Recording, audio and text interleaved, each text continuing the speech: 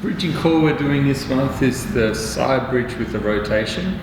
Easy option, you're on the forearm, knees, both knees are bent, reaching through, breathing in as you come up, breathe out as you come down, exhale, hold it out. Some people find that's a bit funny with the knee, so you can either have this leg straight, like that, or do the reverse, have the bottom one and then even have this one like that. You can have it there or have it in front. Like that. To make it harder, you're coming up on to a straight leg and then straightening that arm out as well will make it a lot harder.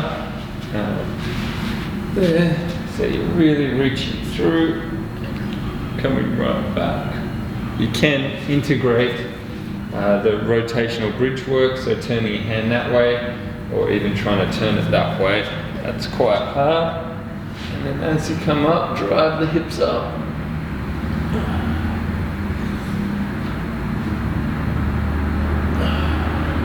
So really conditioning that shoulder.